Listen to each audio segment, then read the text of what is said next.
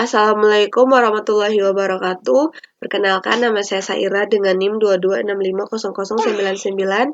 Nah, di sini saya akan mereview materi rekayasa perangkat lunak pertemuan kedua dengan judul dengan materi software dan karakteristiknya oleh Bapak Eri Musyiar Hatiri, sarjana komputer Magister Teknik.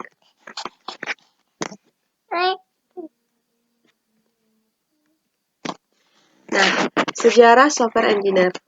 Pada tahun 1950, istilah software engineering digunakan pertama kali pada akhir 1950-an dan awal 1960-an. Pada saat itu, masih terdapat perdebatan tajam mengenai aspek engineering dari pengembangan perangkat lunak. Nah, kemudian pada tahun 1968, dan 1969, Computer Science NATO mensponsori 2 konferensi tentang rekayasa perangkat lunak yang memberikan dampak kuat terhadap pengembangan rekayasa perangkat lunak. Nah, pengertian dasar istilah rekayasa perangkat lunak secara umum disepakati sebagai terjemahan dari istilah software engineering. Nah, istilah software engineering mulai dipopulerkan pada tahun 1968 pada Software Engineering Conference yang diselenggarakan oleh NATO. Sebagian orang mengartikan RPL hanya sebatas pada bagaimana membuat program komputer. Padahal ada perbedaan yang mendasar antara perangkat lunak atau software dan program komputer. Perangkat lunak adalah seluruh perintah yang digunakan untuk memproses informasi. Perangkat lunak dapat berupa program atau prosedur. Program adalah kumpulan perintah yang dimengerti oleh komputer, sedangkan prosedur adalah perintah yang dibutuhkan oleh pengguna dalam memproses informasi. Oleh O'Brien 1999.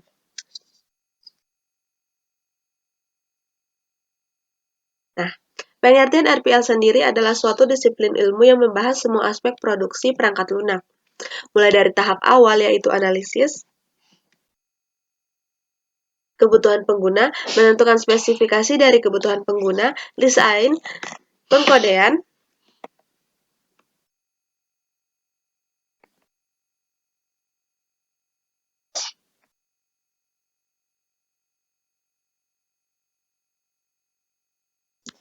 pengujian sampai pemeliharaan sistem setelah digunakan.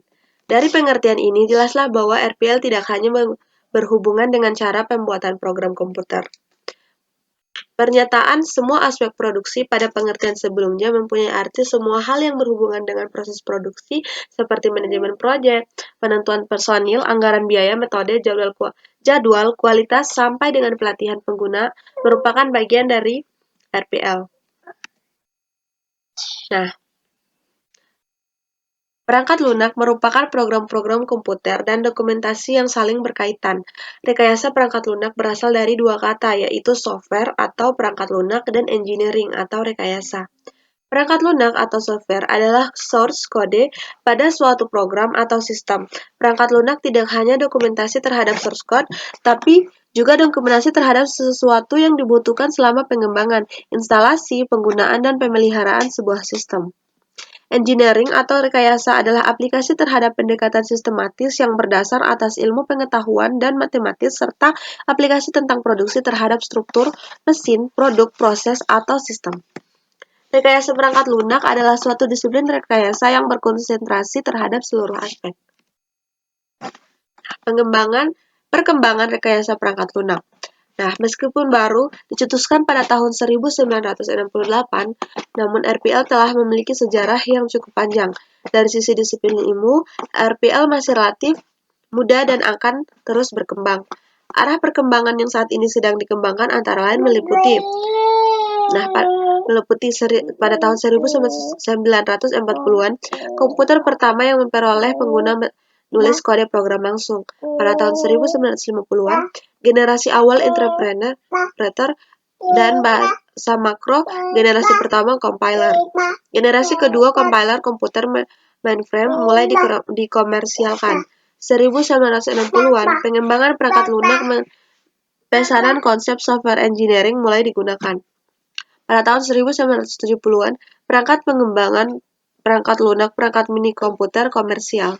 Pada tahun 1980-an, perangkat komputer personal atau PC komersil peningkatan permintaan perangkat lunak. Pemrograman berorientasi objek. Nah, pada tahun 1990-an, pemrograman berorientasi objek atau OOP, Agile Process dan Extreme Programming peningkatan drastis kapasitas memori, peningkatan penggunaan internet. Pada tahun 2000-an, platform interpreter mulai modern yaitu Java, Net, PHP, dan lain-lain. Nah, ruang lingkup rekayasa perangkat lunak atau software engineer.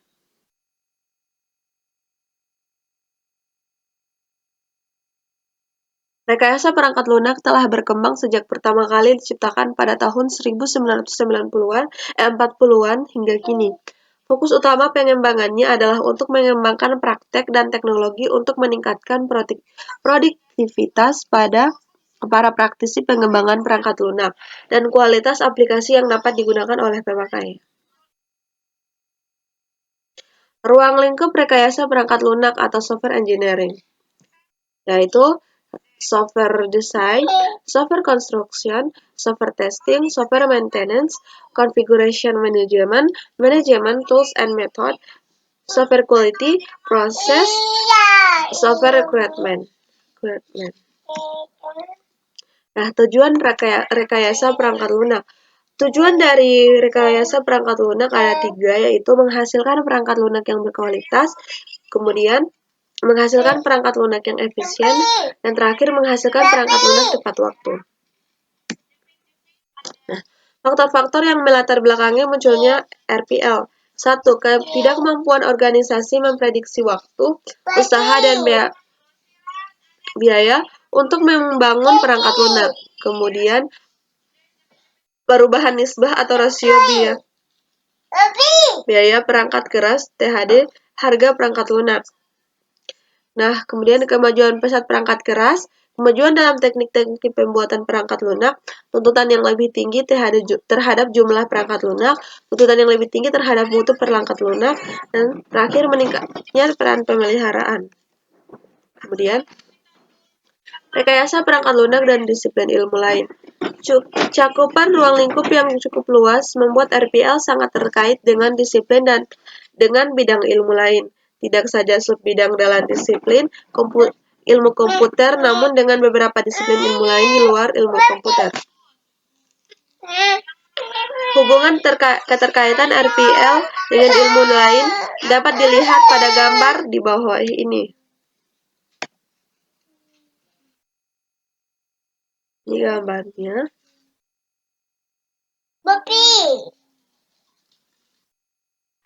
Manajemen dan manajemen kualitas berkaitan dengan rekayasa perangkat lunak, kemudian matematika, manajemen proyek berkaitan dengan rekayasa perangkat lunak, kemudian ergonomika, rekayasa sistem.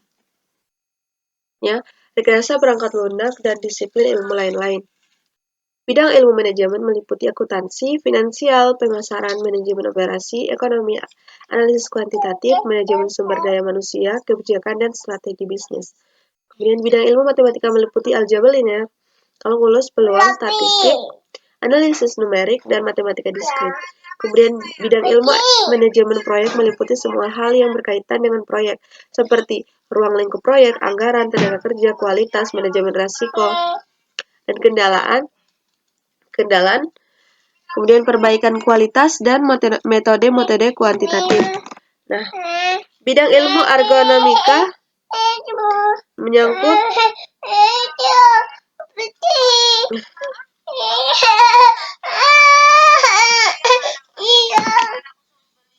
bentar ada itu.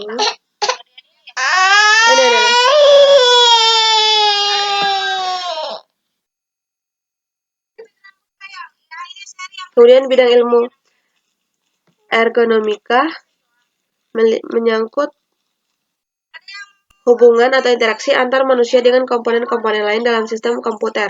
Kemudian bidang ilmu rekayasa sistem meliputi teori sistem, analisis biaya, keuntungan, permodelan, Selanjutnya, sifat dan karakteristik software. Software merupakan elemen sistem logik dan bukan elemen sistem fisik seperti hardware. Elemen itu tidak tetapi bisa rusak. Kemudian elemen software itu direkayasa atau dikembangkan dan bukan dibuat di pabrik seperti hardware. Nah, perbedaan hardware versus software